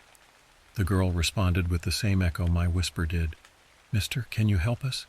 Jesus Christ, there is actually a fucking girl down there. Someone else chimes in screaming for help. The girl tells her to stay quiet or to whisper. I hear more people asking for help. Only one lady continues to scream. I throw the grating off. It was broken, thankfully. I turned my phone's flashlight on. It was still hard to see anything. Then I dipped down into the cellar. There was no ladder, and I fell a few feet down to the bottom of this underground tunnel. I looked up and saw the small rope dangling. I really wish I had seen that earlier. The girl called out again. The tunnel wasn't lit, it was pitch black. My phone had fallen out of my pocket in the fall, and I looked around to try and find it. Of course, it fell on the side that didn't have the flashlight on, and I couldn't see where the fuck it had fallen. The girl cries out again, "Help us, mister." An older lady yells to call the police. I scramble, trying to find my phone, but I can't find it anywhere. Just then I hear footsteps from far away. It sounds like boots running. The girl says, "He's coming, mister, run, leave." I try going back up the rope. It fucking rips and I fall on my ass a second time. I looks down the hall and I can see the flashlight coming. It's hitting the corner of the tunnel. There must be a turn in the tunnel right there. I try scrambling up the side of the tunnel, but no luck. I fall a third time. The footsteps are getting louder and the light is getting brighter. I feel my way around the tunnel wall. The little bit of light coming through the hole just wasn't enough to see. I hide until I couldn't see the flashlight's light anymore. Finally, the boots stop. "How are you doing today, darling?" the man asks, in the most warped fucking tone I've ever heard. He didn't have a deep voice, he had a snivelly voice, a nasal one. I hid in the tunnel, cringing as he talked to the girl. "I'm okay," the girl softly responded. The man spat back. "I'm okay, Daddy. Say Daddy, you little bitch." "Yes, Daddy," the girl responded while crying. The man walks over and into the light. I can see him finally. He looks at the broken rope. "Was someone in here, darling?" he asks. The girl responds, "No, Daddy, no one." He asks the older woman and then tells her to stop her screaming. "I hate hearing your stupid cunt screaming through my tunnels. Shut it." He points the flashlight down and picks up my phone. "No, fuck, Jesus, fuck, no." Suddenly he points the light in my direction. Fuck. When I came back to, I thought I was blind. All I could see was the darkness. I wanted to see if I was still in this tunnel in the middle of the forest. Or was it all a bad dream? I ask softly, "Hello, is anyone there?" The same girl as earlier responds back, "Yes, mister, we're here." Fuck, it wasn't a dream. I feel my way around till I feel these cold metal bars. Jesus Christ, I'm locked up in this fucking tunnel too. There was sharp pain in my back and I felt some numbness in my head. I felt around and I touched a certain spot on top of my head and felt another sharp pain. He must have hit me or something. Jesus, was my entire body in pain. The girl quietly asks, "What's your name, mister?" I respond, "Sam, what's yours?" Her name is Abigail. I ask her if she's okay and she says, "Sorta." I ask about the older women. She wasn't responding to my questions. The girl said she didn't know who she was and that she didn't talk very much. She's not very talkative. After that little exchange, that's all me and the younger girl talked about. We just sat in the darkness for what felt like hours. There must have been no moonlight, or maybe it was cloudy because I could not see a single thing. There was no light, nothing even coming down from the little hole I fell through earlier. I tried thinking about how to get out of here, maybe pull some Shawshank Redemption kind of shit. But quickly I realized I had nothing to make even a shiv with, and it probably wouldn't work anyway. The entire tunnel was actually made of brick. Whoever made this shit went through lengths to make sure no one could just get out. I could hear them again, those same boots as before. They were walking much slower and much louder, but they were getting closer and closer again. Finally there was light, though not exactly for the reasons I would have liked to see light. He shined it right at me and said, "It's your turn." I asked for what, scared of the answer. What kind of thing is that for a killer to say? Your turn, my turn to what? To die. He said, and I'm not fucking kidding. She's useless. You're gonna burn her for me, you understand. He handed me a blowtorch and some firewood. You've made a fire before, right? I didn't say anything. That got me kicked in the stomach. There wasn't anything there for me to puke up. I guess there was the benefit of being starving. Well, you're going to make one tonight, you understand? I again didn't say anything. What the fuck was I supposed to say to that? I wasn't going to fucking kill someone. Are you fucking kidding me? This time he slapped me in the head nice and hard. The lady started screaming again. She was screaming something unintelligible. I've hit her too many times, it appears. Guess one more won't do no more harm. And I heard a loud thwack, and the lady went silent once more. The little girl had woken up and asked what had happened. The man shined the flashlight on her. She was also wearing a yellow dress, same as the girl I had seen in the forest. She didn't look like my sister Julie. Could it have been the same girl? I wasn't sure at all. The man told her to go back to sleep. Again he told me to burn the women. He told me to respond or he'd kill the little girl. No one made any noise. There was no noise from anyone for a split second. The little girl didn't say anything, nor did the killer whose flashlight was looking me right in the eyes. The light hurt after hours of complete darkness. I said no. I felt a metal boot dig right into my side. I actually heard the crack of my rib, and boy did I feel it. That shit hurt like a bitch, and I could barely breathe afterwards. He turned the blowtorch on and threw the firewood onto the lady. I honestly could not believe what the fuck I was actually seeing. The blowtorch started to glow on the wood. The wood took to fire immediately, must have been coated in gasoline or some shit. I've never seen wood just do that. The smell formed, the smoke smelled sweet and sappy though. Not really sure what the fuck was going on here in general. The lady woke back up and I saw the look on her face. She looked purely and firmly terrified. Her eyes were covered in tears and they just stared in shock. Then she started screaming again. The killer threw the firewood on top of her and her clothes started going on fire. She screamed so loud. You could feel it. All of her life's emotions, her friends and family, all of them. All of those emotions, you heard it in those screams. My final plea for help. A scream to the heavens if there was one. It was blood-curdling, but it didn't frighten me. The situation frightened me, but the scream made me cry like a baby. This woman was dying. I got up and ran toward her, but he had closed the gate to my cell again. All I could do was watch this poor woman burn. The little girl started to scream too. She kept asking for help. Finally, the girl said something I could relate to. She didn't scream this, she just said it. I want it all to stop. I understand that. But let's be honest, what I'm going through is nowhere near as bad as what this poor girl has probably gone through. The smoke started to fill the tunnel. The women's screams finally stopped, and the sweet, sappy smell the wood burned as turned into a disgusting, overburnt flesh. Scent it was absolutely disgusting. I was breathing in the ashes of a dead woman I didn't even know. The smoke got worse and worse. I heard the girl coughing and crying for help. We both were yelling at this point. The man was gone, it seemed. We were screaming, and I heard a bunch of other people screaming. Other girls. It sounded like there were even little boys in here too. Jesus Christ, how many kids were in this tunnel? Honestly, none of my words can properly convey the scene. There must have been dozens of kids in this tunnel, in different sections of it and shit. I have no idea how to explain it. It was just horrible. I heard dogs barking in the distance. Their barks grew and grew. Through the hole at the top of the tunnel, a flashlight shone in. A man with a deep voice yelled down, "Is anyone in there?" I screamed, "Yes." The little girl didn't respond. I hope she was okay. I could barely breathe myself, between the smoke and my broken rib. Suddenly, a bunch of police came storming into the tunnel. A dozen flashlight were on us. The girl was knocked out, and so were a bunch of other kids. They started looking at the kids and asking if they were all right. One cop came over to my cell and shined the light in. "Is that him?" asked the cop. Another responded, "He fits the description. Lock the bastard up. Rough him up a bit while you're at it." Are you fucking kidding me? The killer must have murdered the lady, then called the cops or some shit. Must have gave them my description. He won. He set me up and got away with it. I was already beaten up pretty badly. But the police couldn't resist some fun hurting an alleged serial killer. I wouldn't blame them if they had had the right fucking guy. We get out of the tunnel. I'm finally above ground again.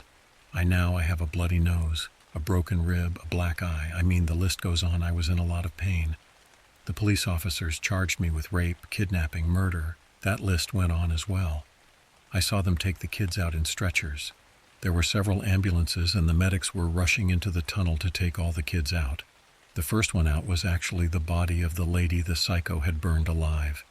She was contorted and her mouth was still open, but she was burnt pretty badly. Her skin was melted and parts of her looked crisp. I think I caught a glimpse of some bone. There was no life left in her, yet still so much movement. She must have really wanted to keep living. That was a strange thing to see. The next one out was a young boy in a blue striped shirt. The shirt was all bloody, but he looked like he was still alive. At least that's why I imagine the medics rushed him to the ambulance and not the lady. "So you tried burning the place to the ground before we got here, huh, you sick fuck?" The cop pulled me out of the trance. I was waiting for the girl who was across from my cell, the one in the yellow dress. "Officer, I swear to you, it wasn't me. Why would I lock myself in the cell?" The cop retorted, "I don't know. Don't have the mind of a sick fuck. Playing chess games, I'd imagine." "That's a fair point. Maybe I locked myself in there to fool the police." "Then where is the guy who called the police?" I asked. The cop said he left because I tried burning the place to the ground and he wanted to get out of there, logically. I tried explaining that the killer's fingerprints would be everywhere. He said they were sure forensics would prove them right. Finally, the girl in the yellow dress came out. She was coughing something fierce. "Look, officer, ask the girl. The real man set the place on fire and locked me up, as her." "Ask the young girl, huh? You mean the one that can't talk because you almost killed her? Fuck you." "Officer, I swear I'm being set up. You don't have the right guy. He's using me as bait to get away. He's still out there. He's still out there. He left and is on the run. If I get locked up, he'll move somewhere else and keep killing young kids. This will never end. I needed to end this. I don't believe in no God, not really, not a church-going person. But if perhaps destiny wants me to save some fucking kids, I'm gonna do my damn best to do it. Make lemonade out of lemons, right? That's kind of stupid shit. He threw me in the car. You say one more work and I'll knock those teeth out for you. Understand, fucko? He radioed another police officer. Hey Jim, this is Alex. I've got the perp. He's a little beaten up from the guy who found them, but it's definitely him. I would have said something, but I knew this officer wasn't going to listen to me for shit. I would have to wait till I got back to the station, or I had to gain this officer's trust somehow, prove that I wasn't the guy they were looking for. Officer, I know where the evidence is. I buried it somewhere. Jesus, that was fucking stupid to say without any context. What the actual fuck is wrong with me? The officer looked back at me and said, "We already found the evidence, dumbass." That's a fair point. Nothing in that little box matters anymore now that they have the entire underground tunnel system. I noticed the sun was rising. Some blues and yellows began to emerge above the tree line. The ambulances put their sirens on. There must have been 5 of them. The police cars led the way. The whole convoy took a while to exit the part of the forest we were on. They followed the small trail. I saw the cabin that I hid in the storm from. That feels like a lifetime ago already. I think that was yesterday, though, wasn't it? It didn't look any different in the morning sunlight. It looked just as terrifying. There were a ton of bumps and bangs along the road. I noticed the officers would look back often to make sure the ambulances were okay. One of them turned back to me and asked, "So how long have you been here? How many have you fucking killed and shit?" The other cop told him to stop talking to me. The drive out of the forest through the path took quite a while, must have been at least half an hour. The sun had risen up by that time, and the temperature was starting to rise again already. When we finally got back on a real road, it felt so nice and smooth. The road was clearly old as well, all cracked and shit. It didn't look like anyone had driven on this road in a while. I noticed a lot of the leaves were dead, which is pretty strange for the middle of summer. There were some bare trees even. It was intense just how much like fall this one part of the forest looked like. It was unsettling. It looked like the police were unsettled by it too. "What the fuck is that?" the one cop yells out. I jar my head up as the car comes to a sudden stop. My neck lurched forward, and my head hit the gate in the car. After I rubbed my head, I looked out the window and saw her. The other girl in the yellow dress, the one that looked just like Julie. She was on the ground crying. She looked as pale as a ghost. The police jumped out of the cars immediately and ran over to her. The poor girl could barely stand up. Her dress was all torn, and her feet looked bloody by this point. I wondered what happened to her sneakers. They finally get her back up, and she vomits a bit on one of the officers. It looks like she got sick too. She is clearly mumbling something at them while crying. The police officers stare back at me in the car. They stand the girl up and bring her over to me. "Excuse me, lil girl, but is this the man who hurt you?" She said, "I don't know, say something." So I said, "Hi, are you okay?" She shook her head back and forth. "No, not him." The officers looked instantly panicked. They were looking around as if they were deer caught in the headlights. They rushed the girl back over to the ambulance. Suddenly the ambulances drove by, being led by 2 cop cars. It was just our car in the middle of this forest. Backup should be coming in a little bit. I think we should just hang tight. One came over to my window. "Hey, who the fuck are you then?" I said as calmly as I fucking could, "I'm a guy he kidnapped to set me up as the killer, just as I told you." I gestured to the handcuffs. "Can you please uncuff me?" He looked at me. I saw the sweat pouring out of his face. He unlocked the cuffs and asked if I was all right. I told him I was fine, but he didn't seem to care. I noticed the 2 of them kept moving their heads back and forth like nervous birds. I picked up on the feeling too. They were right. We were being fucking watched. "Hey man, I have a strange feeling here. Where is this backup?" The other one just shrugged. The feeling was getting worse. The forest quieted down. Someone else was definitely here. But which way in front of us? To the side, over that slope in the forest, behind those bushes, up that slope, or down the road behind the trees? The feeling is only so useful. We all knew someone was watching us. Not one of us knew where he was. Bang, bang! 2 gunshots ring out. The police officers fall like bad mannequins. Their bodies made a loud thud as they hit the ground. I looked around trying to see where the shots came from. The forest went quiet. Nothing moved. There was no way of telling where the bullets had come from. I peeked out the door and saw the blood pouring out of one officer. Then I also saw his gun. I looked around one more time and saw nothing. Why didn't he shoot me too? Maybe he didn't see me in the back. But then again, why shoot the police at all? He thought he was going to get away with it? Staying in the car just felt like a bad idea, but if I was going to do it, I wanted one of their guns. The door was already open on the driver's side. All I had to do was move over and grab the gun and hide back in the car. Sounds simple enough, but I knew this could easily be fucked up. I took a deep breath and moved my arm towards the officer. My body began to slide out of the car and hit the pavement. I stopped there. No sounds, nothing, just the quiet forest. I unhooked the gun and grabbed and jolted back into the car. I looked at it and said to myself, well, at least you have a gun now. So why wasn't the killer waiting to shoot me too? Why did he leave me? If he had waited around, he would have seen that I was still in the car. Honestly, this is the one time my brain was useful during this entire charade. I thought he wanted me to get caught in the car with 2 dead police officers. Now, to add to the problem, I have a gun, one of their guns. I couldn't stay in the car and wait for reinforcements. The time to dip was now. I took a chance, one of the flip-the-coin things, and opened the passenger door on the right side of the car. I did it as slowly as I could so that I could listen for movement in the forest as I did it. I put my right foot out, and once it had touched the street, I ran for brush. I crouched down in the bushes and just waited for the reinforcements, nothing else I could do. Once they came, I would drop the gun and say I got scared and ran here after the cops got shot.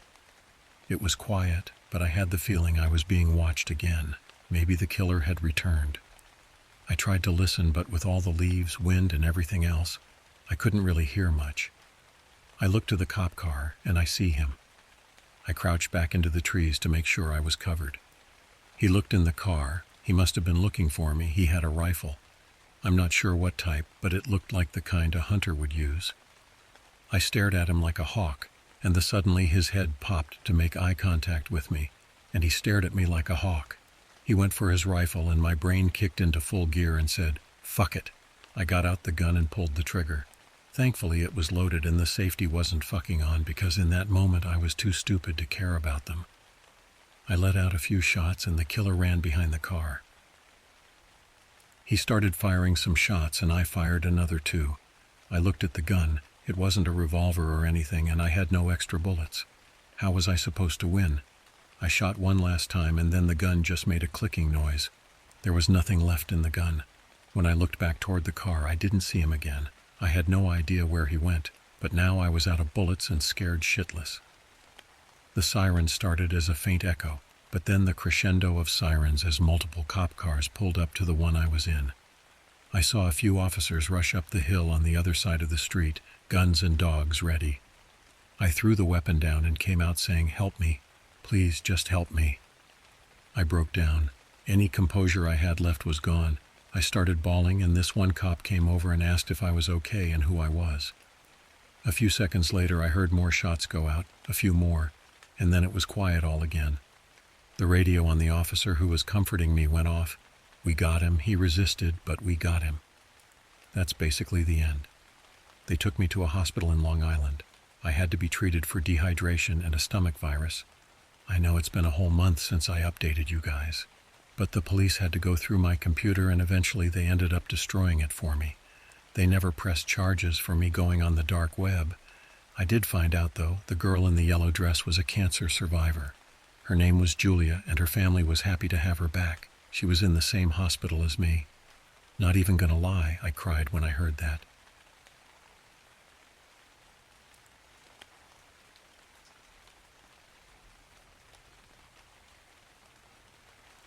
I guess you could trace my current situation back to 2 factors: my New Year's resolution and my weakness to aggressive marketing. It started this Christmas that I returned home after a long time. It was nice to see my family after being abroad and constantly on the road working. Unfortunately, my employment makes me travel a lot. You see, I am a public relations manager for a big company, and this forces me to be in all kinds of different places all over the world. Of course, I don't complain, and traveling is always a beautiful experience, but you can get homesick pretty easily. Now, having traveled pretty much everywhere this year, I managed to attend all sorts of events, mainly music concerts from bands that very rarely visit my home place, from Muse to Dream Theater, to my childhood love, which was Manowar, and then back to rock music with Sum 41. I am sharing these moments because they were what flared up my old passion, the love I used to have for playing music myself. After spending the first few holiday nights at my parents' place, I got to their basement and rediscovered my old electric guitar and my amplifier that I had almost forgotten there for more than 6 years. You can imagine that the playing was very clumsy, but I managed to pull out some chords and basic melodies. My job had made me forget about music, but now that I found my passion again, I vowed to not lose it again. It was honestly a wholesome moment when I managed to relearn some old songs and play them while singing out with the family like we did back when I was just a kid. Unfortunately, reality hits you no matter what you do. While preparing for my flight home, I did pack my guitar and a small practice amp I had just bought, but I knew I wouldn't play with them that much. Next week I would have to travel again, and my schedule would be really busy, so realistically I would very rarely even touch the guitar.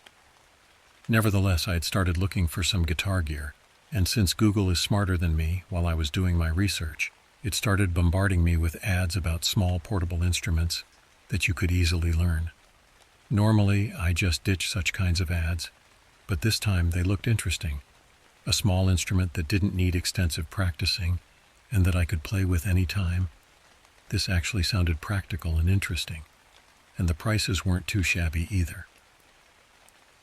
I started by getting a kalimba I saw on Facebook. My order arrived around 2 weeks after I made it, but of course with all my traveling I got to actually unbox it much later than planned. It was definitely not as hype-worthy as advertised, but it definitely was fun. Of course, the 2 hours of practice and you are going to master its thing was total bullcrap. But I used my knowledge in music theory and became pretty good at it soon. I actually took it to my next trip and managed to play with it during the short time that I was in the hotel. After that, I got hooked. I decided to make a small collection from all the pop-up ads I was getting on my social media. Tongue drums, flutes, mini practice guitars, and mini saxophones, you name it. It was quite a fun hobby to have, and my friends were impressed by all these instruments, especially the more exotic ones. I have to be honest, though. I was also proud of all the toys I had accumulated. In the back of my mind, I kind of thought I was hoarding on useless stuff, but in general, I was very pleased that I had restarted to play music. And with a bit of effort, I managed to keep my collection tactful and neat. It was nice when I was packing for work trips now. After gathering the necessary clothes and items, I would briefly go through my instruments and pick which one I would love to play more this week. Honestly, it was like a child selecting the toys it wanted to get for a vacation with its parents. Eventually, however, as it always happens with collectors, I run out of things to collect. It wasn't that there were no more instruments for me to buy, but basically everything I could get was a different version of the same thing. I might be an impulsive buyer, but I still had the understanding to not get random stuff just to get my fix. I did want, however, to find some other instrument I might have missed. From pop-up ads, I turned to more proactive ways and started to search myself. I got a few things that I had never even seen before, but eventually these ran out as well. I was pretty certain that I had gathered all there was, but something in me still wanted to search for something so exotic that was just not sold commercially. A limited edition musical instrument for the selected few. I had a stupid idea that seemed so silly that I was not even daring to tell somebody else. They would laugh at my naivety. I kinda wish I had done so now. Me becoming the laughingstock of my peers would perhaps be enough to stop me from actually following my stupidity. I knew that in the dark web, one can find supposedly anything, although I had never navigated it myself. I always thought that this anything was just referring to drugs, snuff films, excessive violent scenes, and other deranged projections of the human psyche. I really didn't believe you would find simple things, such as musical instruments, in a place like that. For me, music has always been about harmony and artistic expression, with the occasional heavy metal inner turbulence shakedown. What did those have to do with murdered puppies and live-streamed rape scenes? In the end, however, I indulged in my curiosity. I started navigating the dark web.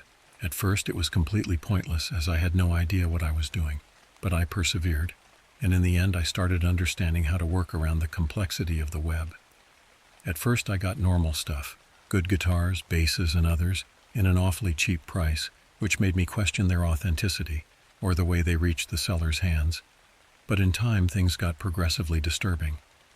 I visited websites that said they had traditional string instruments with animal intestines instead of PVC strings, exactly as they were meant to be played from the start, as one of them claimed. I don't know how would PETA react to such a really. One of them even claimed to use strings made from humans as they produce a warmer tone with much more sustain.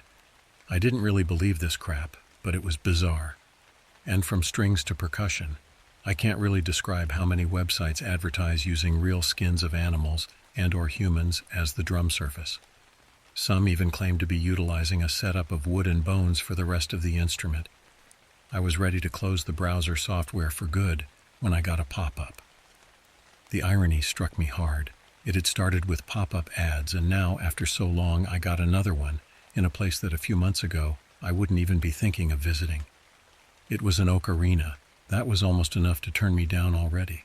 Don't get me wrong, I love the ocarina sound, but I had gotten many myself already over the past few months. So I was almost ready to close the ad and go to bed, but I decided to read the rest of it, just because. "Not your typical ocarina," said the ad. Yeah, right, I've heard this before. It's like all marketing specialists graduated from the same school. This ocarina has been handcrafted just for you, and we make one unique instrument with exactly the tone you would desire. There never was or never will be another instrument like this produced ever again. We take pride in making one instrument for every customer.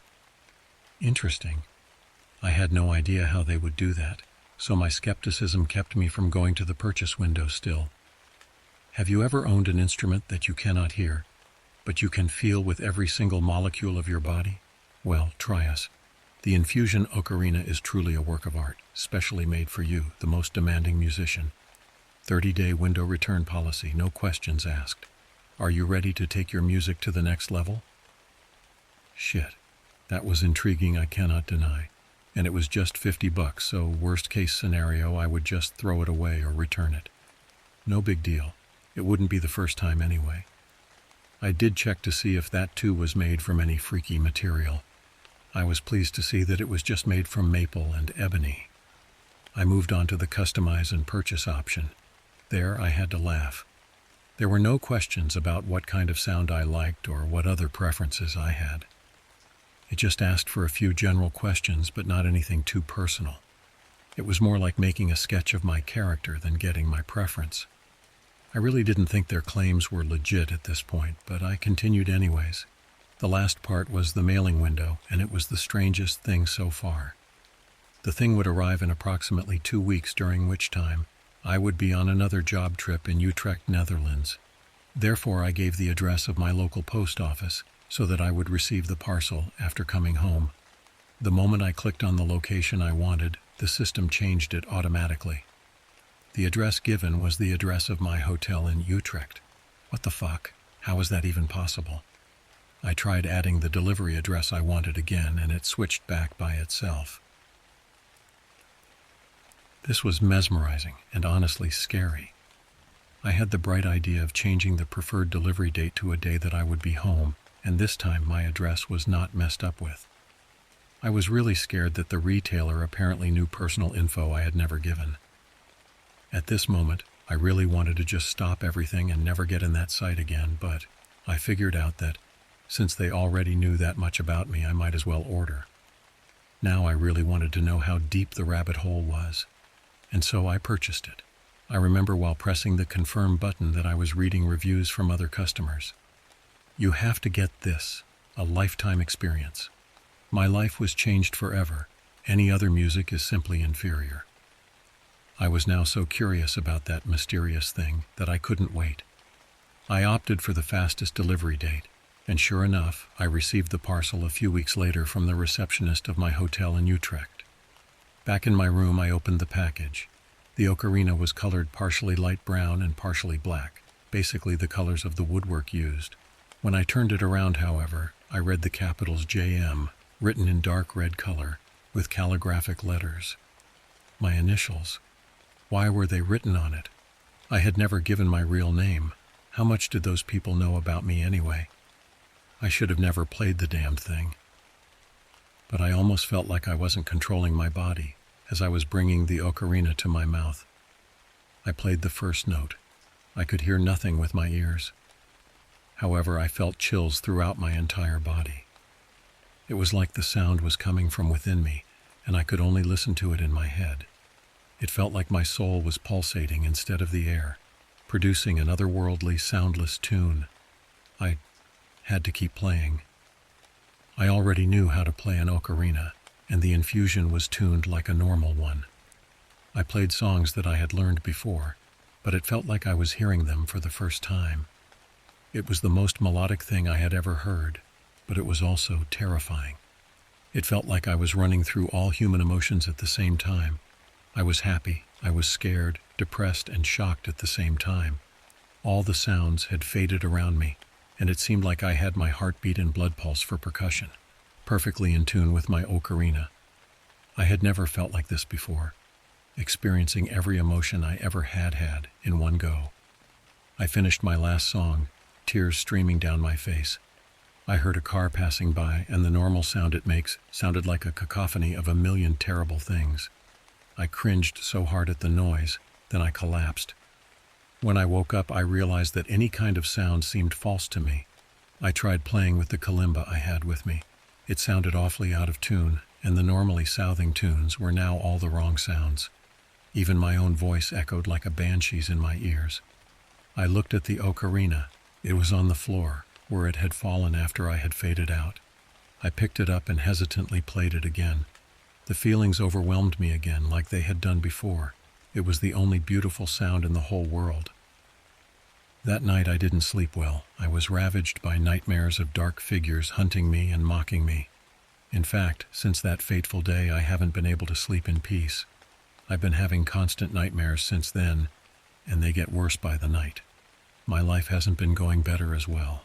I am constantly tired by the loss of sleep, and the worst thing is that I grew to hate every single sound in the world.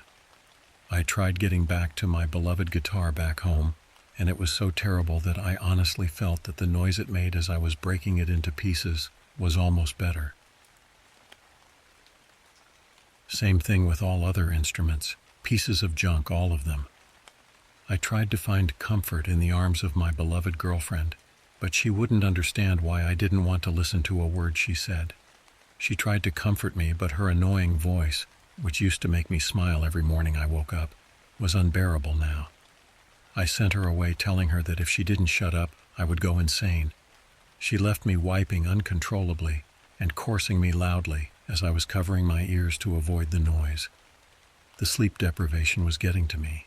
I started mixing the creatures I was seeing in my dreams with reality. I started believing they were real and were drawn to me by the tunes of my ocarina.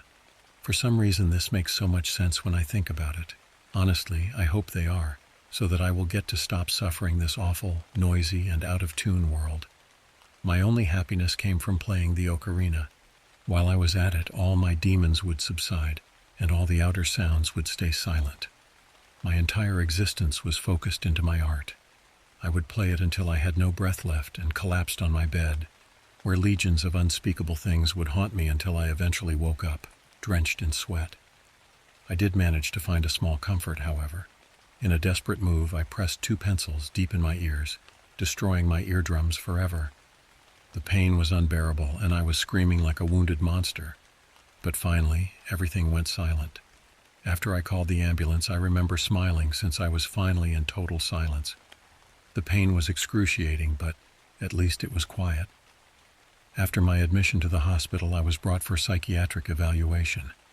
Fortunately, I was able to go home and was prescribed some medication. I accepted it, although I knew already that it wouldn't work. Since then, I've stayed home. I am permanently deaf now, but that's the least of my problems. The drugs are, of course, not working. The demons in my head are more real than ever before, and I live every day in fear and pain. Each morning is worse than the previous, and I don't know how much time I have before I go completely insane. The only thing I have left is my ocarina. I am playing it from dawn to dusk. It keeps the fear away and helps me find some serenity. Some will argue that this was the cause of my fall, but when I play it, the world truly seems like a better place. All in all, despite some minor inconveniences that come with this instrument, the end result is the most life-changing experience you've ever experienced. There is nothing quite like it. I strongly recommend you get one of those. It has truly made me happy.